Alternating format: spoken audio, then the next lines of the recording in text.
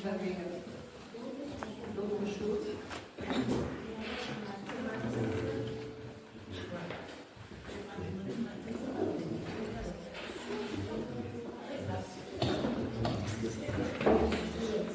Bonjour à chacun, bienvenue à ceux qui sont nouveaux. Vous venez pour la première fois?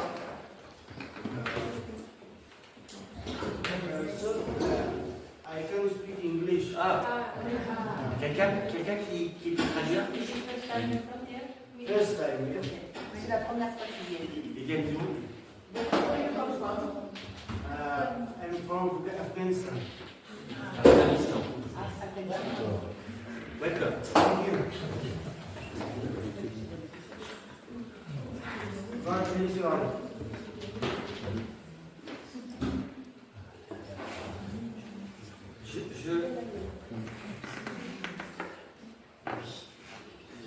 Voilà. Je ne vais pas vous choquer, mais en fait, oui, je vais vous choquer un peu. Je vais faire rentrer un peu quelque chose du monde dans l'église après un moment de louange comme on a passé là. Ça va être un peu surprenant. Et même, ça dénote complètement. Là, attendez-vous au pire. Vous pouvez mettre en route. Vous mettez pas la vidéo, hein.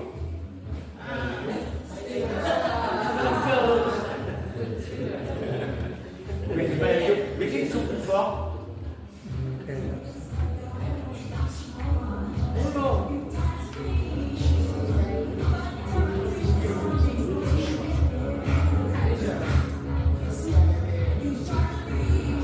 On va arrêter. On va pas transformer l'église. Ah si, ça on peut l'arrêter. Je pense qu'on va pas transformer l'église en discothèque, mais c'est pas le but de transformer l'église en discothèque. En fait, je pense que vous vous souvenez tous de ce tube planétaire d'un certain Michael Jackson, Thriller. Je crois que le clip a fait le tour de la Terre. Ça a été la chose la plus regardée dans notre monde. C'est incroyable, voilà. Des revenants sortant de leur tombe, des trucs affreux semant la désolation. C'est juste incroyable. Et je peux vous dire que toute la jeunesse de cette époque, même encore aujourd'hui en discothèque, ont dansé sur cette horreur. Un truc dénué de sens, un truc dénué d'espérance, un truc qui glorifie le règne de l'obscur.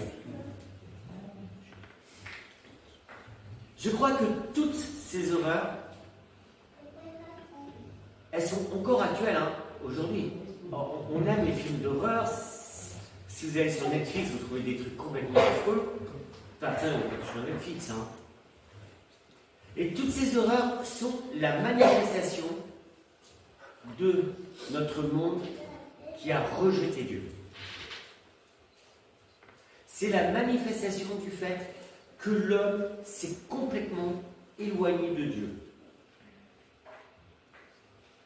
L'homme s'est délibérément éloigné de Dieu pour laisser toute la place à l'obscur et au diable. Et c'est actuel de notre monde. Une terre de désolation où la mort règne. À tel point que l'on va jusqu'à faire des lois pour aider à mourir. Avec des mots sympathiques qui disent mourir dans la dignité. On va te tuer dans la dignité parce que la mort est plus importante. Et vous savez que cette loi qui a été pondue inclut des articles qui peuvent punir soit d'une amende sévère jusqu'à la prison, ce qui découragerait quelqu'un qui souhaite mourir. Je vais te décourager de te suicider. Je crois que nous sommes sur un point de non-retour. Parce que pour l'homme, la vie n'a pas de sens, n'a plus de sens. La vie n'a plus d'espérance. La vie n'a pas d'au-delà. Si tu souffres, à quoi bon vivre? Bah oui. De toute façon, il n'y a rien d'autre. Ta souffrance est plus importante, elle domine. Je crois que l'objectif du diable, parce qu'on oublie que le diable est le prince de ce monde,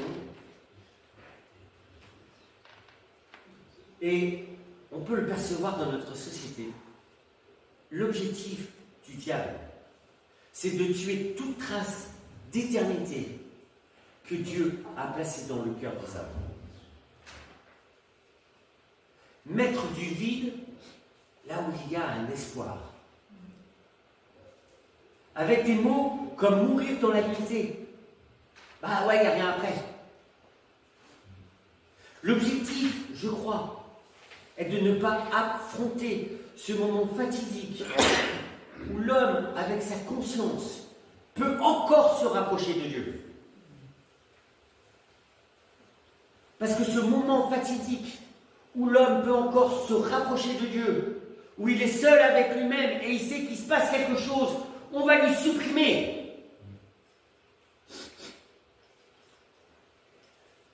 Ce moment où on est seul face à cette certitude qu'il y a quelque chose après, où la peur vient s'inscrire dans le cœur, parce qu'elle est gravée en nous, cette trace de l'éternité. Ce fait que nous allons rencontrer celui qui nous a créés. Quelle tristesse! Quelle tristesse! Dans quel monde on est? Et pourtant, la mort fait peur. Elle fait peur, la mort. Les hommes ont peur de la mort. Elle donne des frissons. Et la preuve, comme j'ai dit tout à l'heure, on en fait des clips avec des morts vivants. On en fait des films d'horreur où la peur et la désolation règnent. Parce que ça, c'est la réalité du diable.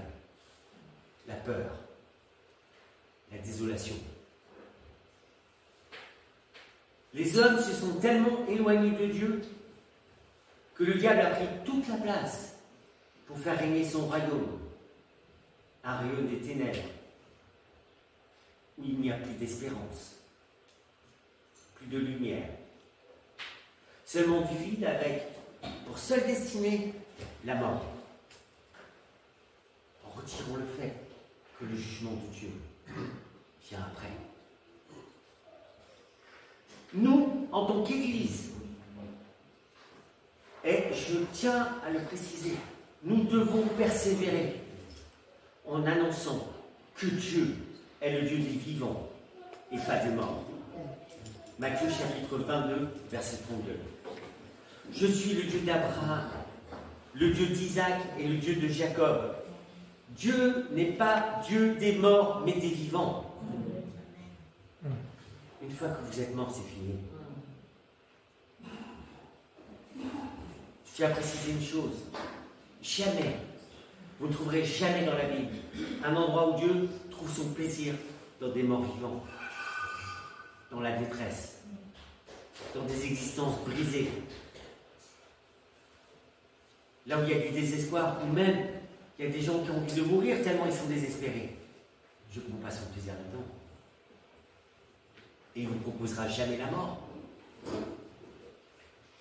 Dieu vous proposera toujours de reconstruire votre être, votre identité. Je demandais à Jean-Louis de prier pour introduire ce livre. Seigneur, nous voulons écouter ta parole. Nous voulons écouter, Seigneur, le doux murmure du Saint-Esprit qui va nous parler dans notre cœur, qui va nous expliquer quelque chose. Et Seigneur, nous voulons te prier pour que notre cœur soit réceptif, pour que nous acceptions ce que ton serviteur est en train de nous dire, pour que, Seigneur, cela nous permette de voir clair sur une situation peut-être que nous ne connaissons pas ou sur lesquels nous n'avons pas d'idée précise. Seigneur, veuille nous éclairer et veuille bénir Hervé pour qu'il puisse exprimer ce qu'il a à nous dire de manière claire et inspirée. Voilà, Seigneur, bénis ce moment de conduite de ta parole. Amen.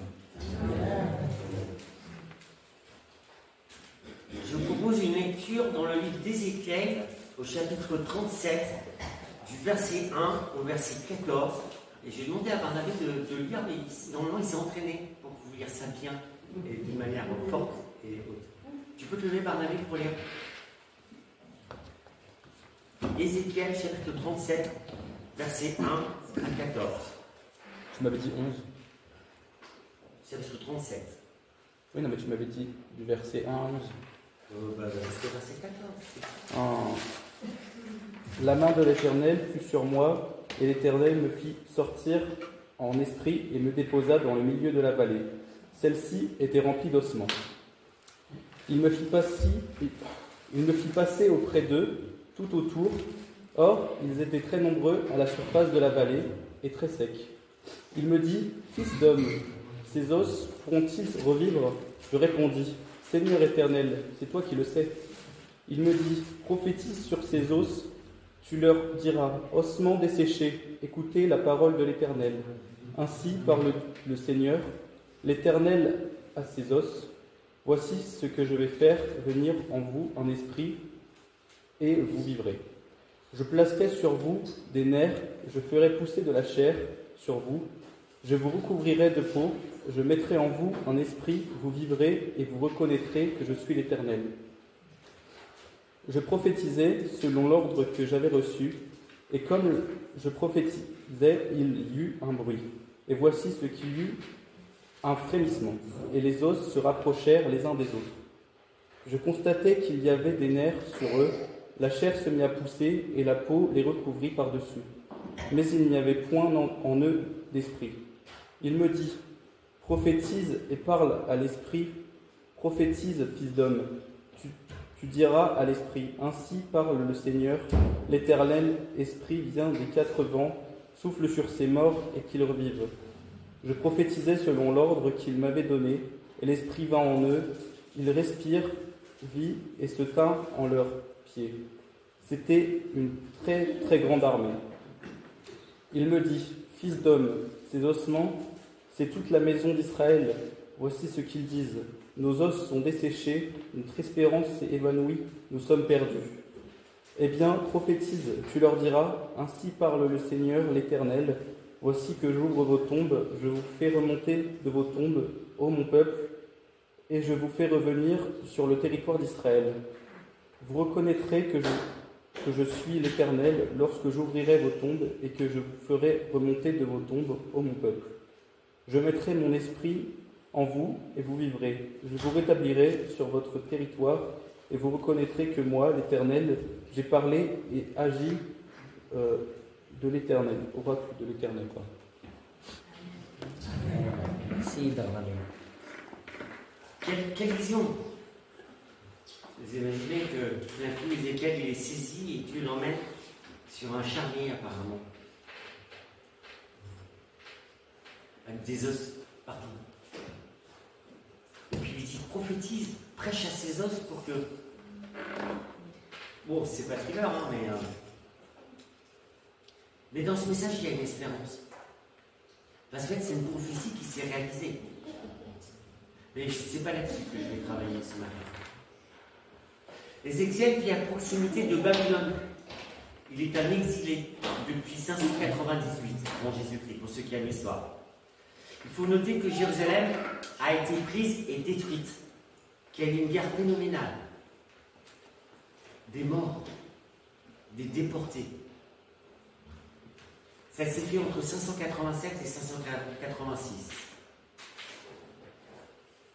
Imaginez pour le peuple hébreu, plus de temples, plus de pays. Une désolation terrible. Israël a tout perdu. Son roi, sa terre, mais plus particulièrement son temple, parce que le temple avait une signification importante pour eux, puisque l'Éternel était là. À quoi bon vivre? Des familles entières ont subi les ravages de cette guerre. Des morts innombrables, un truc incroyable.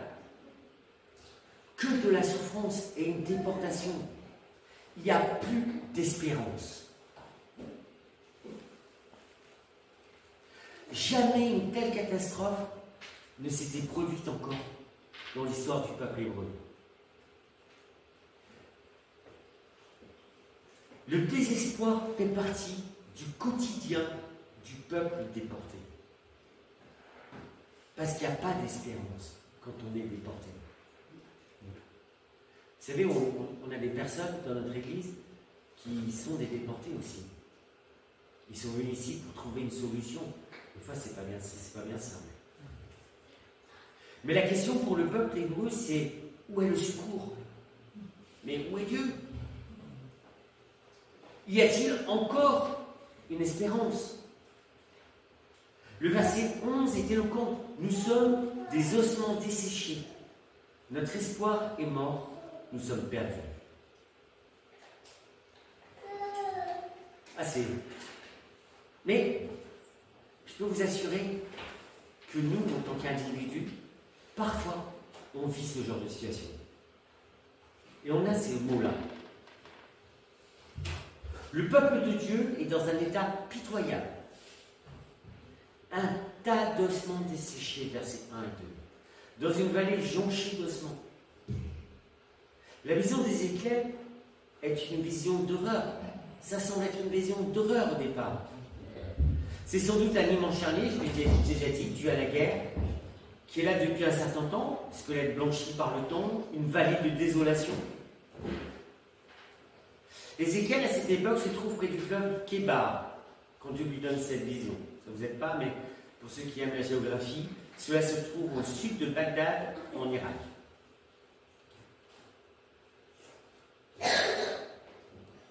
Terre inconnue. Qu'est-ce qu'il fait là, au milieu de ces ossements? Je veux vous dire que la terre de désolation fait partie intégrante aussi de notre existence à nous. Combien de fois n'avons-nous pas traversé des épisodes de sécheresse spirituelle, de déprime intérieure? Qui d'entre nous n'est jamais passé par le coup de rien, la désolation?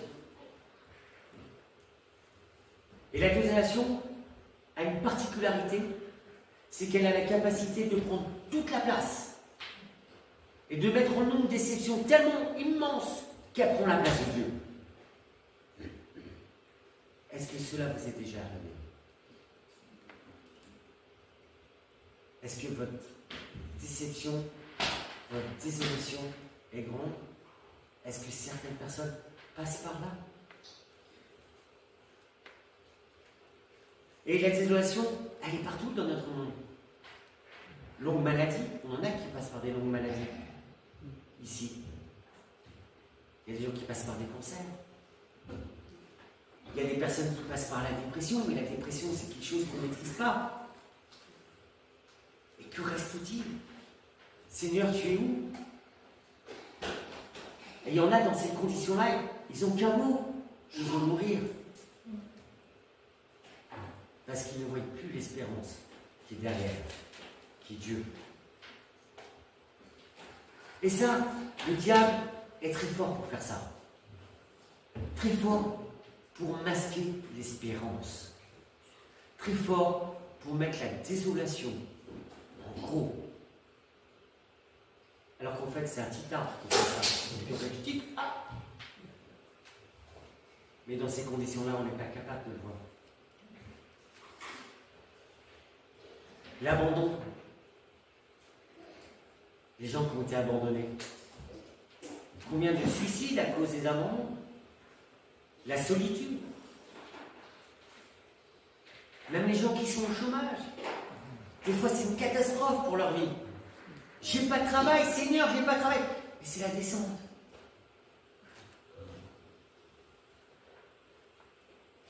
Chacun d'entre nous, nous sommes à la merci des effets dévastateurs du péché. Ce péché qui agit dans le monde. Mais il n'y a pas que le péché. Il y a le diable et la pensée du monde.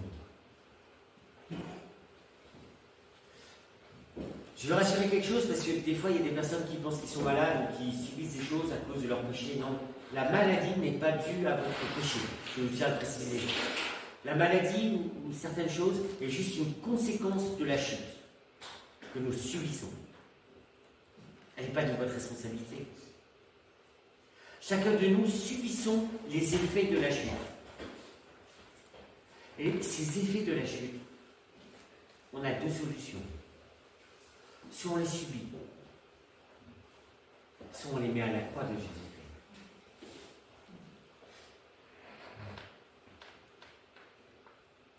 Aujourd'hui, notre monde est un champ de ruines. Et c'est une réalité.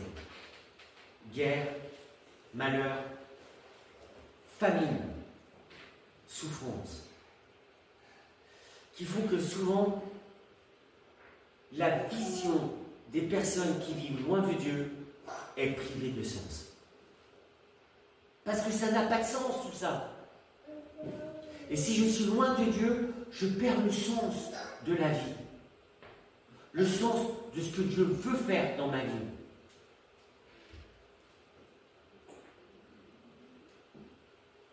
Le but du diable, c'est de priver de l'espérance.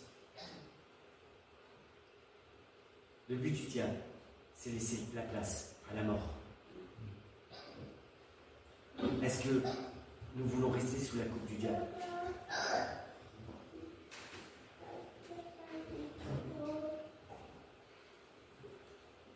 Est-ce que vous voulez fuir la désolation et la souffrance?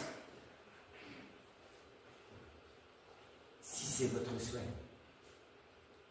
il n'y a qu'une solution. Jésus. Le point qui m'a frappé vraiment dans la prophétie d'Ézéchiel,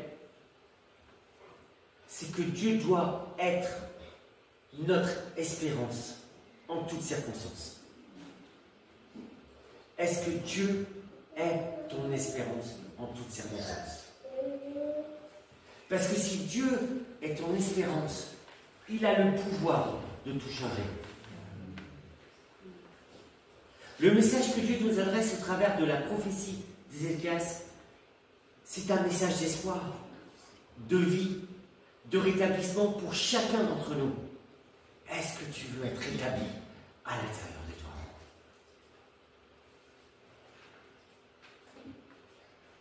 Et je crois que, en aucun cas, je peux lire toute la Bible. En aucun cas, Dieu propose une aide à mourir. Jamais.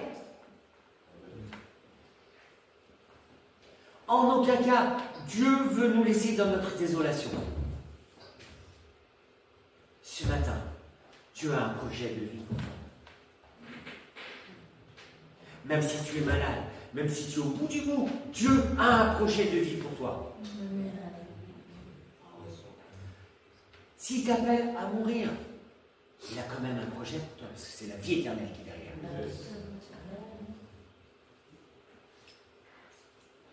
J'ai été marqué quand j'ai vu ces gens qui ont applaudi parce qu'ils ont voté une loi pour la mort.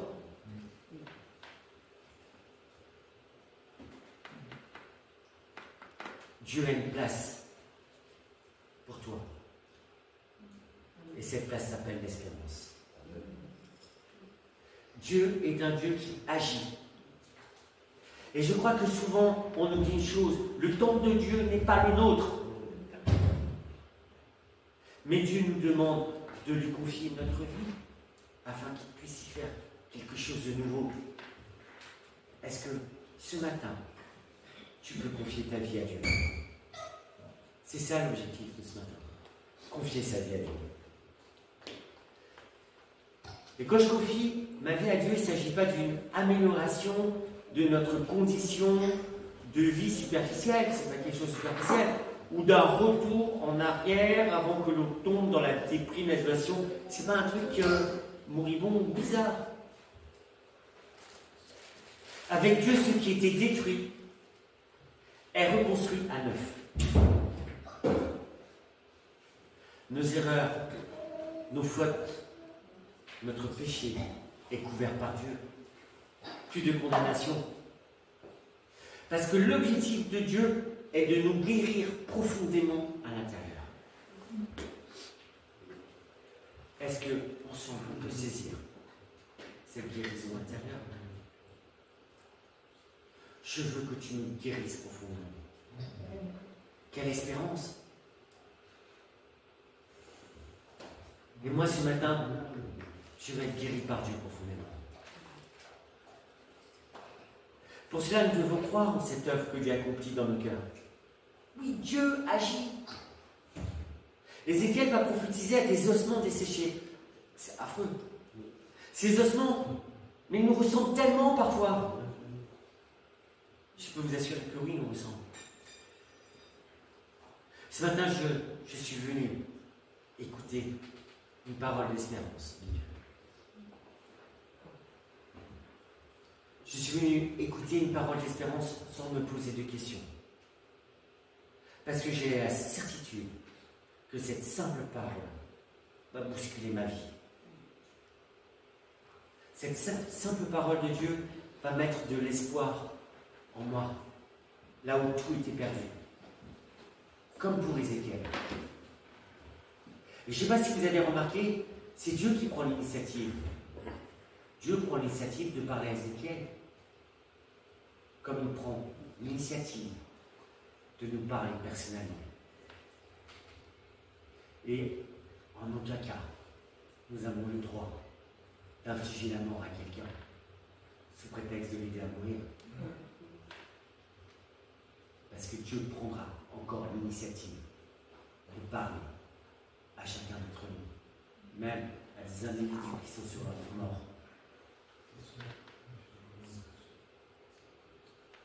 Dieu prend toujours l'initiative de nous parler au fond de notre cœur, par une parole, une pensée et même une vision.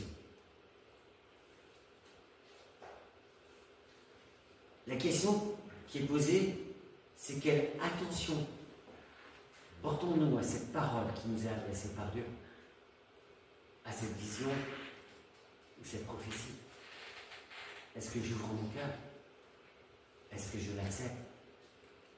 Est-ce que je laisse Dieu agir et rentrer au fond de moi? Ézéchiel a prêté attention. Il a écouté, il a même été plus loin, il a même été prêché à des os. Dieu me dit, verset 11, Fils de l'homme, ces ossements, c'est toute la communauté d'Israël. Nous aussi. Ils affirment, nos os sont desséchés, notre espérance est détruite, nous sommes anéantis. Mais on a ces mots-là, nous aussi. Et Dieu lui dit, c'est pourquoi prophétise. Tu leur annonceras, voici ce que le Seigneur. Vous reconnaîtrez que je suis l'Éternel, au verset 13. Vous reconnaîtrez que moi, l'Éternel, j'ai parlé et agi. Est-ce qu'on laisse la place à Dieu pour qu'il agisse? Pour qu'on puisse reconnaître et dire, l'Éternel agit. On a eu un témoignage il y a 15 jours qui était extraordinaire là-dessus. Vous imaginez, pour Ézéchiel, un simple bruit, puis un frémissement, puis les os se rapprochent, les squelettes complets se reforment, avec les tissus, les nerfs, la peau, les yeux, et enfin la vie qui vient du souffle de Dieu. Ce matin, où que vous soyez, à l'endroit où vous êtes, placez votre espérance en l'Éternel, parce qu'il agit. J'ai vu un autre point qui était important, tellement important. C'est que je dois saisir que ma vie est précieuse. Notre vie est précieuse aux yeux de Dieu. Même dans notre infiniment petit, même dans notre terrible misère, dans notre souffrance qui sont tellement grandes. Dieu m'aime. Et pourquoi ma vie est précieuse aux yeux de Dieu? Parce que Dieu est à l'origine de toute vie. Si Dieu t'a donné la vie, c'est pour une raison. Dans Ézéchiel, les os reprennent place avec ensuite les nerfs, la chair, la peau. Puis vous constatez qu'il n'y avait pas de vie. Puis au verset 9, il dit, le Seigneur me dit alors, toi qui n'es qu'un homme, parle en prophète au souffle de vie. Oui, parle-lui de ma part et dis-lui, souffle de vie. Le Seigneur te donne l'ordre de venir de tous les points de l'horizon et de souffler sur ces cadavres afin qu'ils reprennent vie. Et c'est pas la vision d'horreur de Michael Jackson, là, des trucs comme ça. C'est ils reprennent vie, mais quelque chose de glorieux, de beau, une reconstruction totale. Je parlais en tant que prophète comme le Seigneur me l'avait ordonné. Le souffle de vie entra dans les cadavres qui reprirent vie et se dressèrent sur leurs pieds. Vous savez que le terme qui est employé là est le même que celui de la création dans la Genèse, où Dieu avait donné son souffle de vie. Dans cet épisode d'Ézéchiel, Dieu va redonner son souffle de vie. Le terme juste, c'est « il va insuffler ». Des termes savants, mais bon. Mais ce qui est important, c'est que c'est exactement le même mot hébreu qui est employé lors de la création de l'homme, où Dieu insuffle sur lui. C'est ruach, qui peut se traduire par souffle, vent, mon corps, esprit. Ce qui est extraordinaire, c'est qu'après sa résurrection, Jésus a aussi soufflé sur ses disciples en disant « recevez le Saint-Esprit ». De même à la Pentecôte.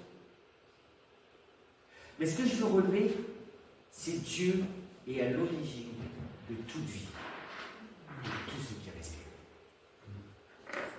Sans Dieu, c'est pas possible. Et que cette vie soit terrestre ou spirituelle, c'est l'Esprit de Dieu qui fait Dieu.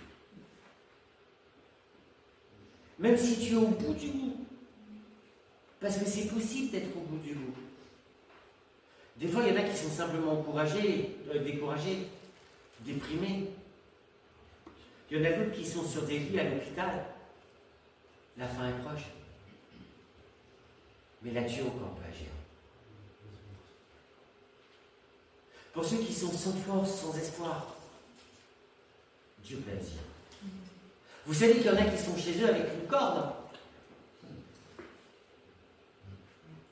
Dieu peut agir.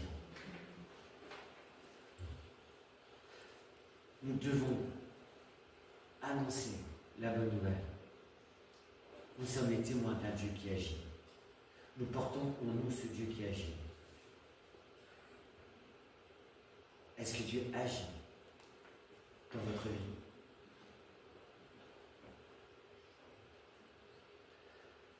Ma vie est précieuse aux yeux de Dieu. Et je crois que le message que Dieu veut nous faire passer ce matin, c'est qu'il veut nous faire revivre par son esprit. Et quand Dieu nous fait revivre par son esprit, il nous donne une nouvelle espérance. Est-ce que tu veux être reconstruit de l'intérieur complètement avec une nouvelle espérance? Mais c'est mon souhait. Et pour ça, il faut laisser Dieu agir. Mais il n'y a pas que ça. Il faut écouter Dieu. Parce que Dieu parle. Dans notre monde, on est entouré de bruit, de choses. Des fois, il faut éteindre. Dieu est le Seigneur de la résurrection et de la vie. Et pas le Dieu de la mourir. Est-ce que tu te rappelles la première fois où tu as reçu le Saint-Esprit? Où Dieu t'a insufflé son souffle en toi? Et c'était nouveau, tu t'es converti, tu as reçu Dieu. Mais Dieu peut faire la même chose aujourd'hui. Ce Dieu, il est toujours présent. Ce matin, je veux que tu saisisses cette chose et que tu partes avec cette promesse. Dieu va agir dans ma vie. Son esprit va me reconstruire. conscience de ça. Mais pour ça, il faut que tu te laisses, que tu t'abandonnes à Dieu. Dieu est le Seigneur de la vie. Voilà le message. Ce matin, il veut agir dans notre Église. Agir individuellement, en chacun d'entre nous. Et il n'y a plus de place pour le désespoir. Plus de place pour le vide. Il y a la place pour Dieu. Est-ce que tu veux laisser Dieu remplir ton cœur?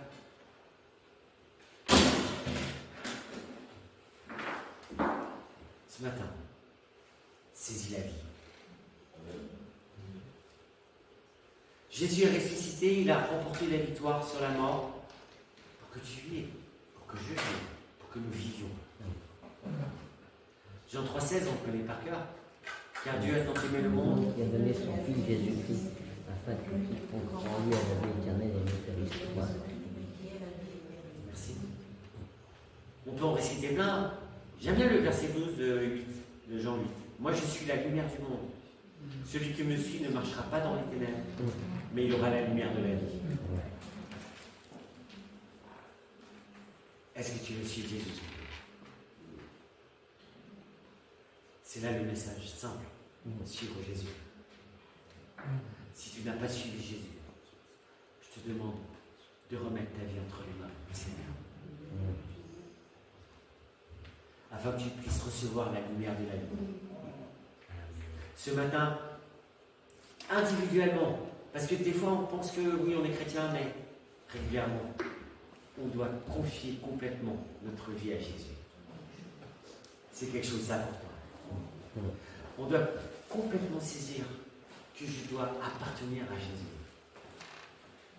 Quand j'appartiens à Jésus, je saisis cette espérance. Et Dieu va agir.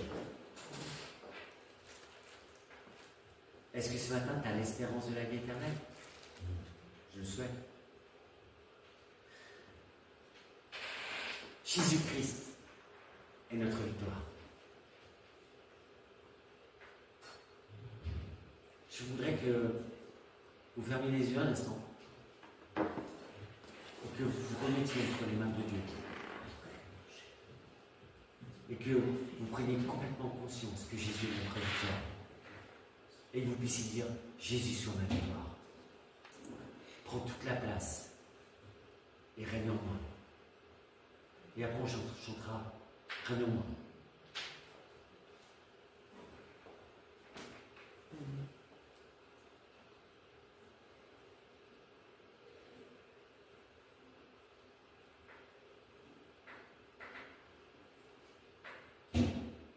Seigneur, on va se placer devant toi ce matin.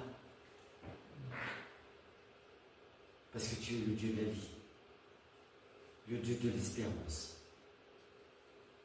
Merci parce que tu es mort sur la croix et ressuscité. Merci parce que tu es vivant. Merci parce qu'un jour tu vas nous ressusciter. Merci parce que tu agis et que tu es un Dieu qui agit au plus profond de nous. Seigneur, tu vois toutes nos blessures. Tu vois toutes nos meurtrissures. Tu vois là où c'est cassé. On te prie que tu reconstruises. Guéris-nous. Fais-nous du bien, Seigneur. Et viens régner dans nos cœurs.